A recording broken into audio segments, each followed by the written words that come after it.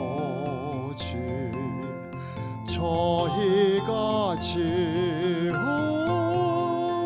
죄와 온 세상의 죄를 보속하는 마음으로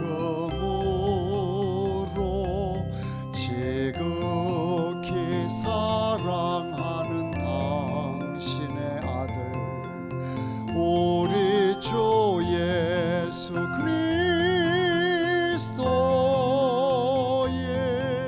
몸과 피 영혼과 신성을 바치나이다.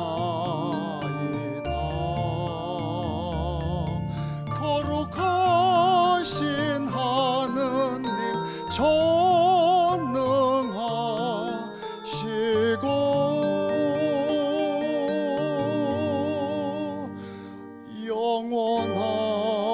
영원하신 주님의 순환을 보시고 저희와 온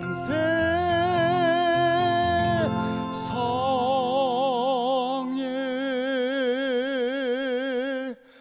자비를 베푸소서.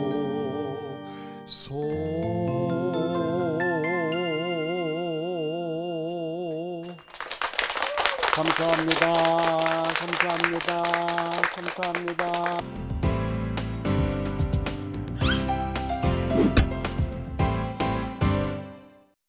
여러분, 오늘은 특별한 날입니다. 여러분, 박수!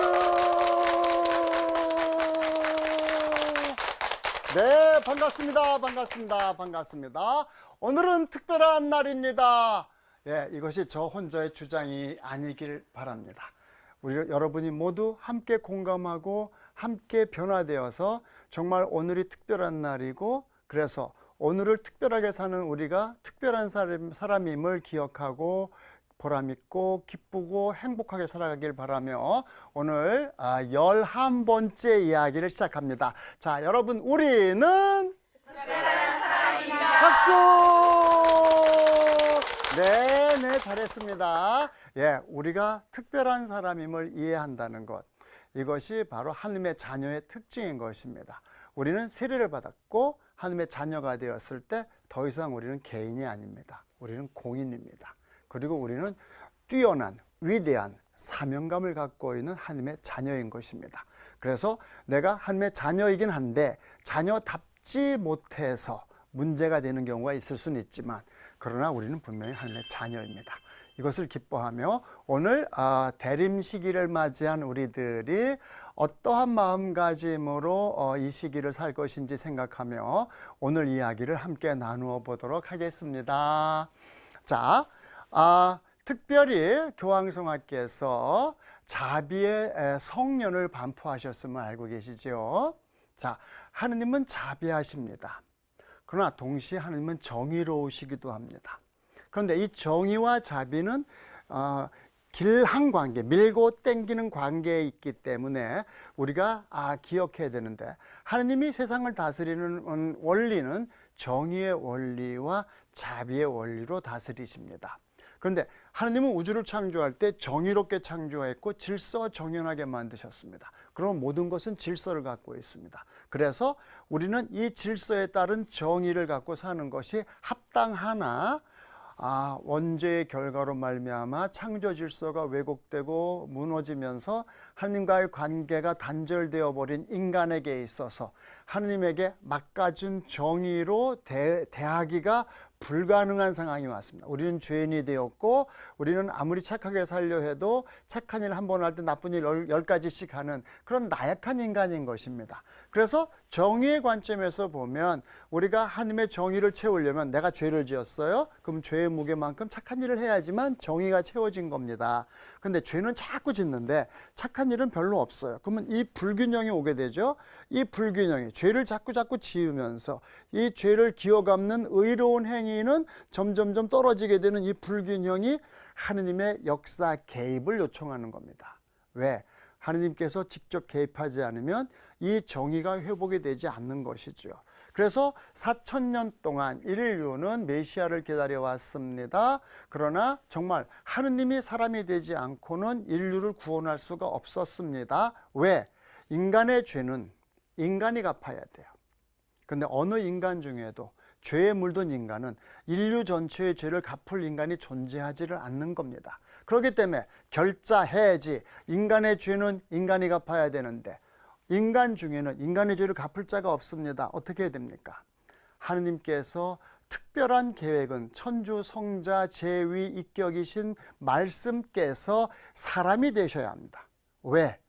인간의 죄는 인간이 갚아야 되기 때문에 하느님이 인간이 되어서 사람의 아들의 자격으로 사람이 되어서 모든 인간을 대표하여 모든 인간의 죄를 다 감당하여서 대속죄를 희생 제물을 봉헌하심으로써 모든 인류의 죄를 갚으시는 거예요.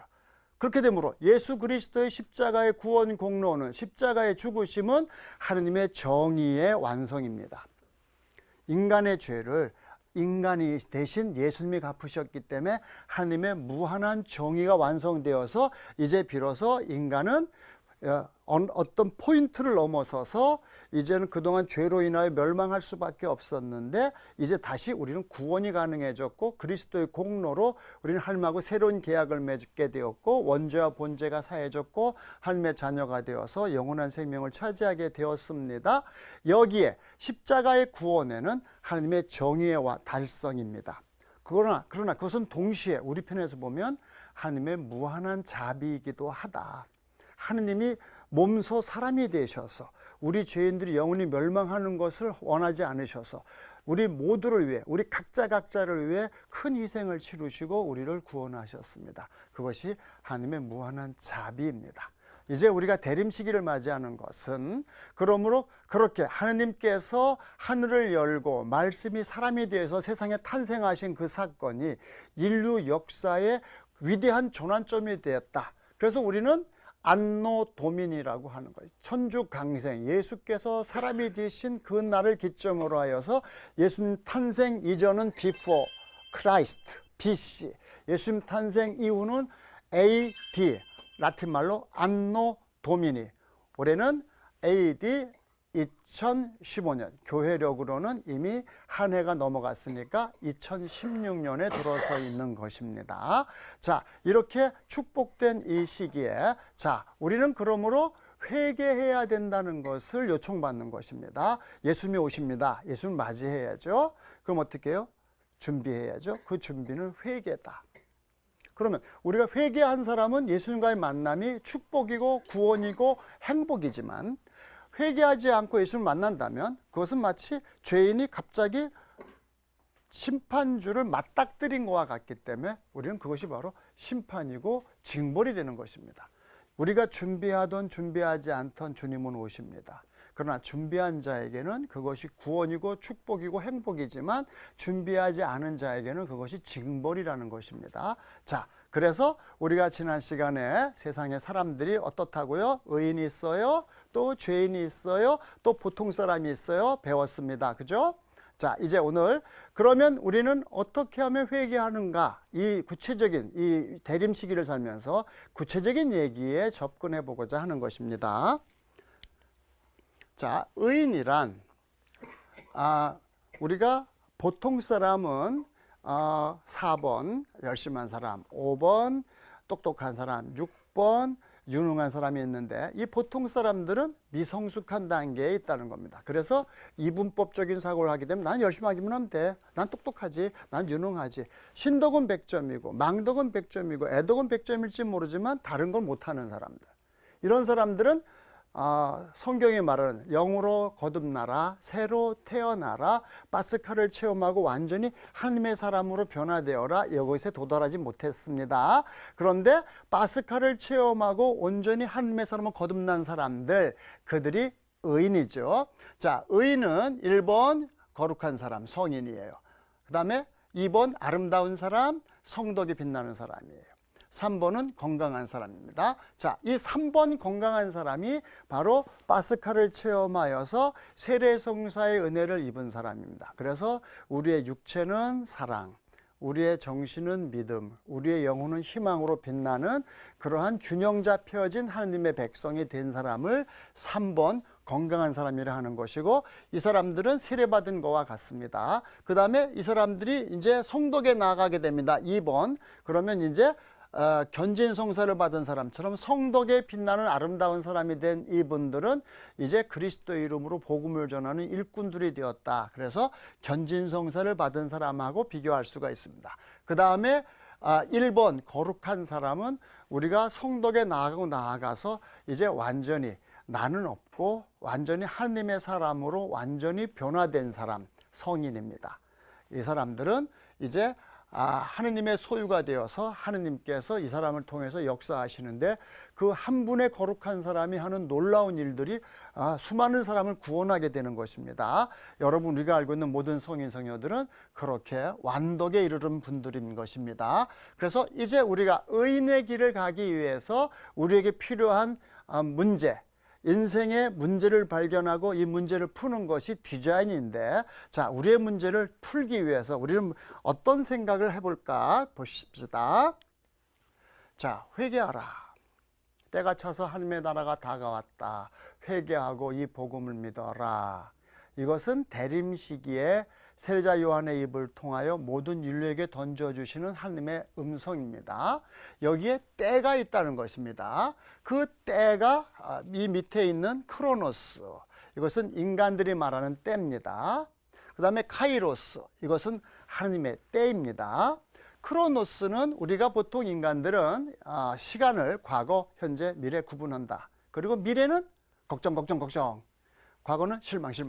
그리고 현재 미워해요. 이것이 인간의 때예요.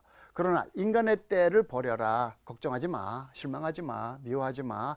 이제 우리는 완전히 믿음과 희망과 사랑으로 변화된 하나님의 자녀로 거듭나자, 새로 태어나자, 완전히 리세팅을 하여서 새 하늘과 새 땅, 새 사람이 되자. 이것이 회개다.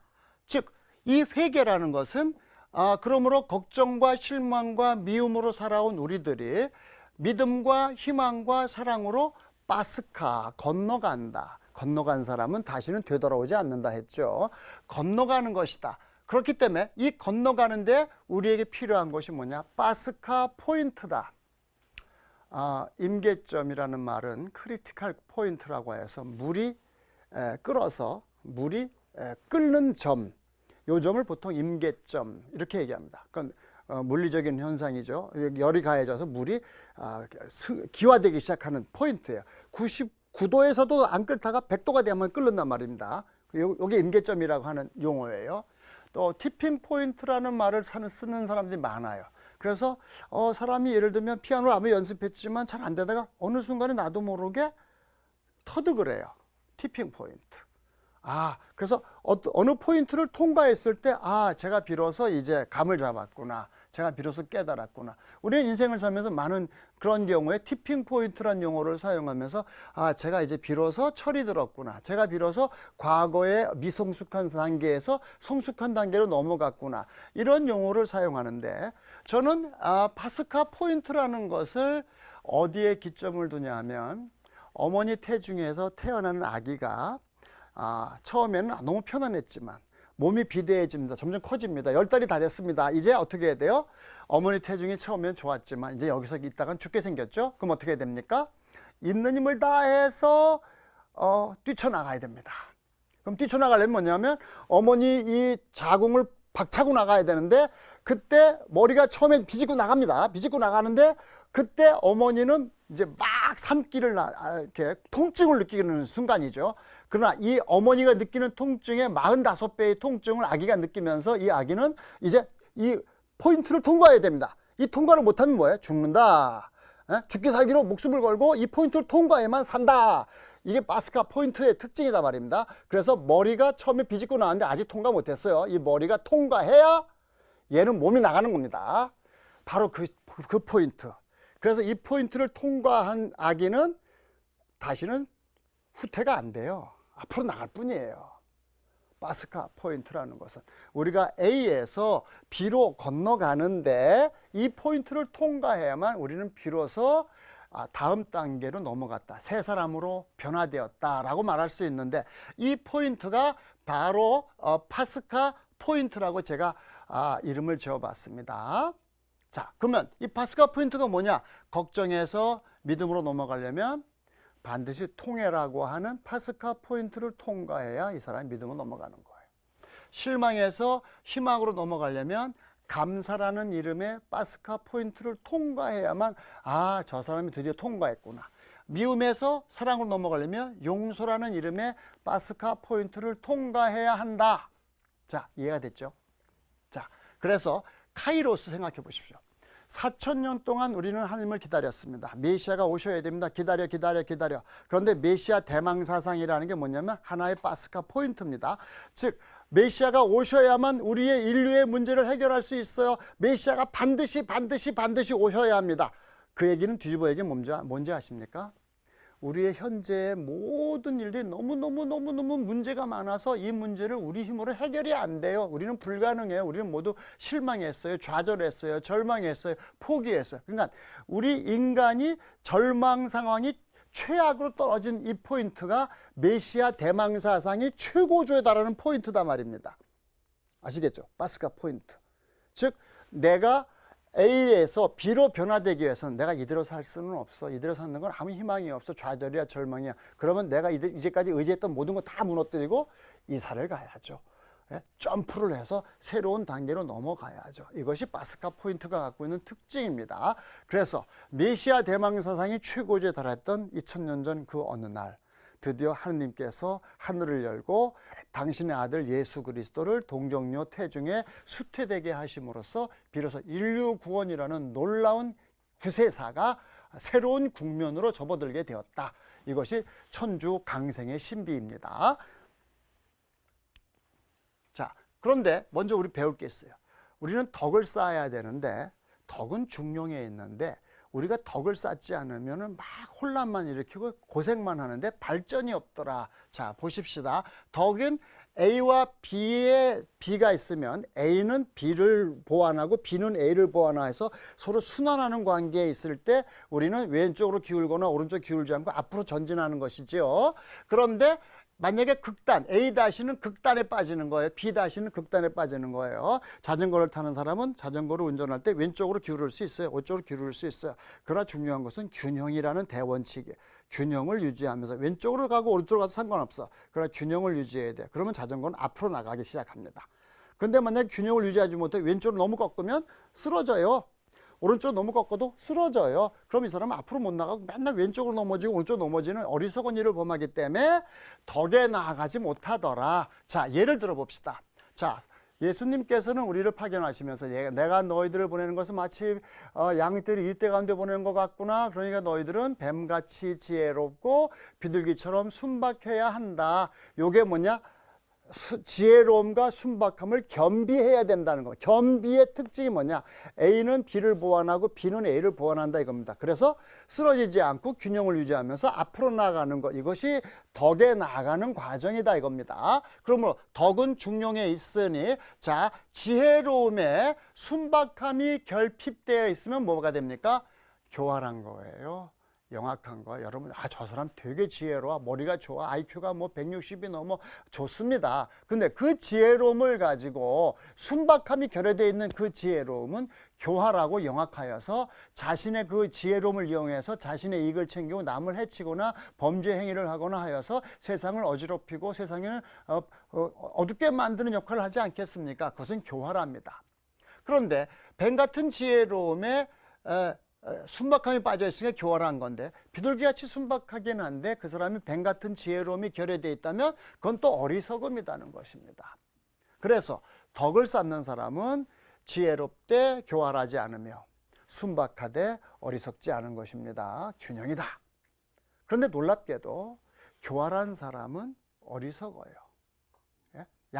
극은 통한다고 아주 똑똑하고 잘났다고 교활하고 영악한 사람이 스스로 자기 함정에 빠져서 어리석은 결과를 가져오는 거 우리는 너무나 많이 봅니다. 왜? 이 사람은 왼쪽으로 넘어지고 오른쪽으로 넘어지기만 하지 앞으로 나가지 못하기 때문에 그렇습니다. 자, 다음에 봅시다. 비판정신과 순명정신은 뭐냐? 뱀 같은 지혜로움과 비둘기 같은 순박함에서 나오는 결정인데, 자, 우리는 비판정신과 순명정신을 함께 갖고 있어야 되겠습니다. 비판정신은 뭐냐? 무엇이 옳으냐? 무엇이 그러냐? 무엇이 하나님의 뜻이냐? 무엇이 거룩하고 영원한 것이냐? 거룩한 분별력을 말하는 것입니다. 그러면 비판정신에 순명정신이 빠져있는 비판정신은 불평불만이라는 극단에 빠지게 되겠습니다. 그래서 여러분 사람들을 관찰해 보세요.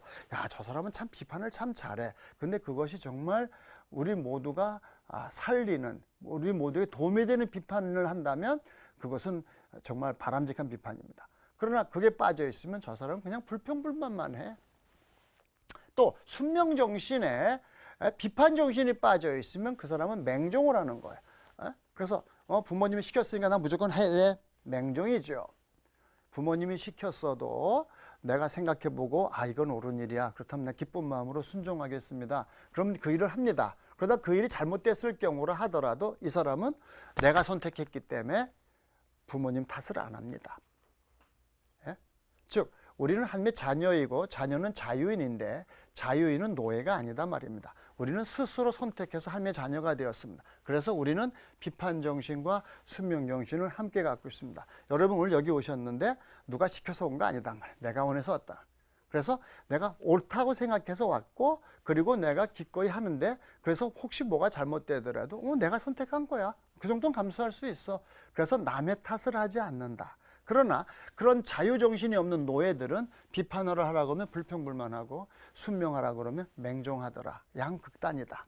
또 용기와 겸손도 마찬가지입니다. 세례자 요한은 매우 용기 있는 인물입니다. 그러나 그의 용기는 어디서 오는가? 겸손에서 옵니다.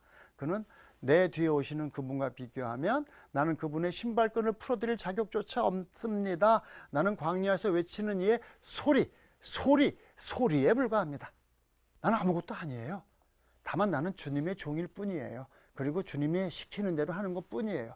그렇기 때문에 세례자 요한은 그 놀라운 겸손 때문에 헤로데나 어느 누구도 어떤 권세도 어떤 권력도 두려워하지 않고 용기 있게 하나님의 뜻을 선포하는 예언자의 직무를 다하는 것입니다.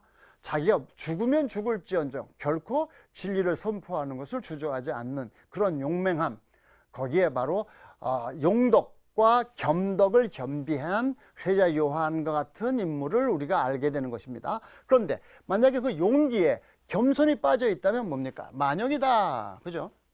그 겸손에 용기가 빠져 있다면 비겁함이다.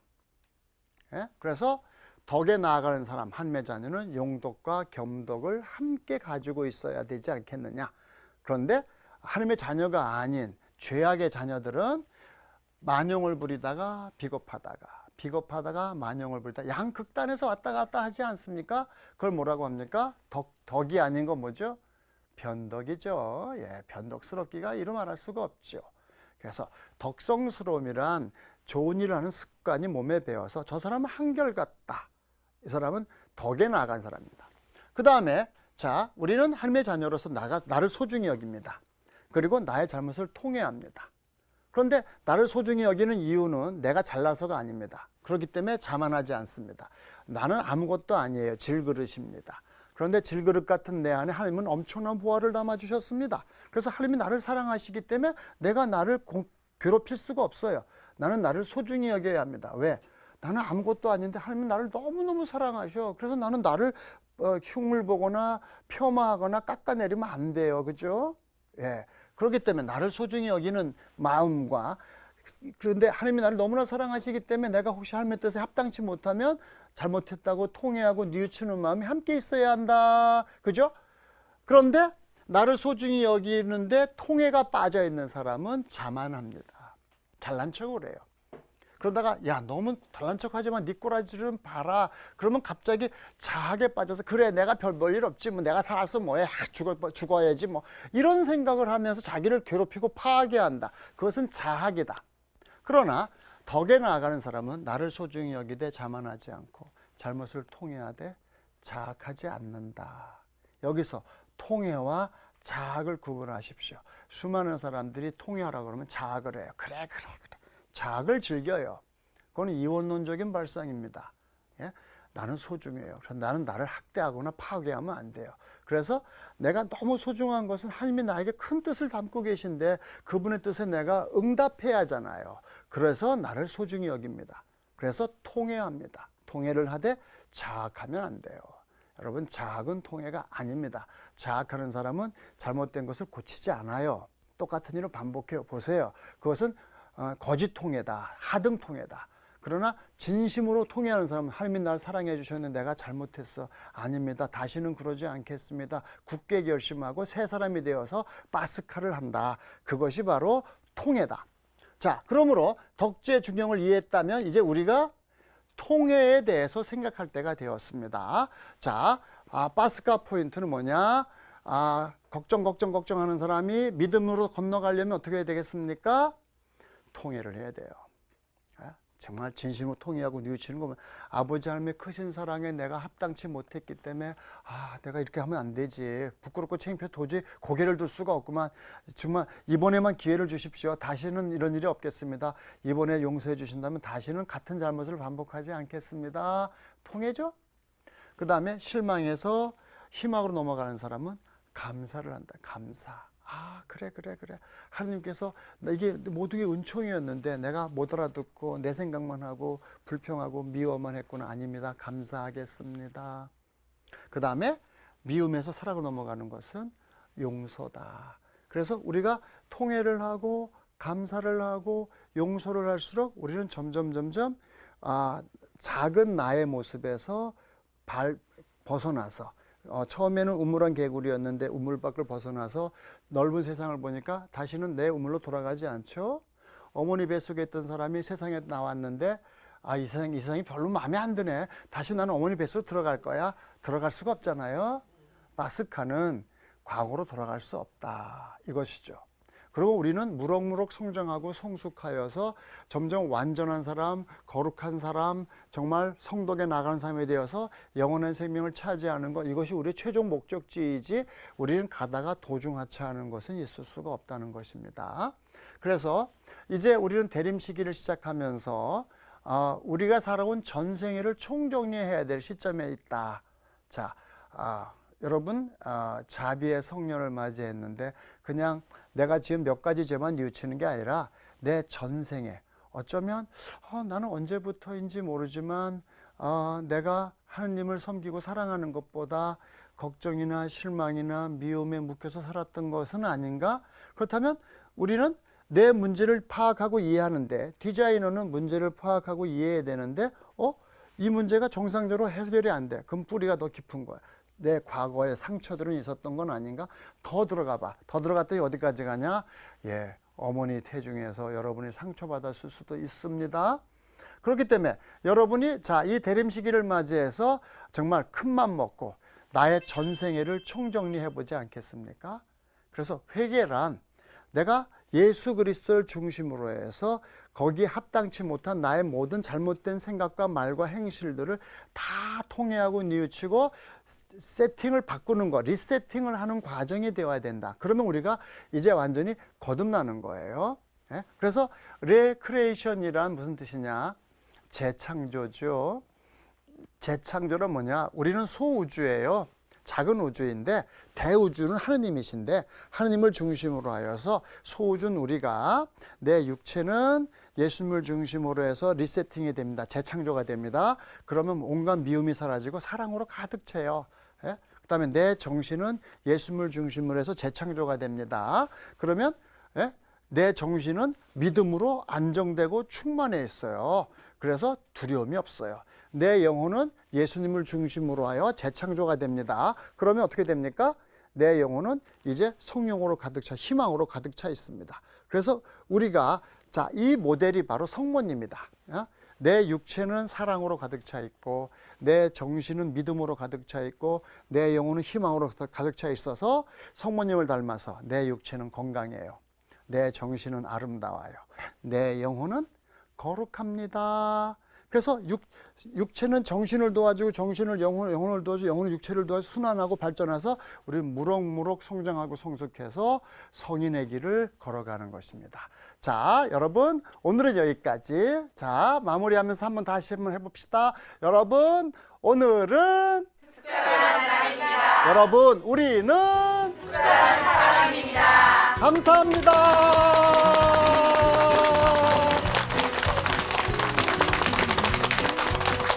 할렐루야.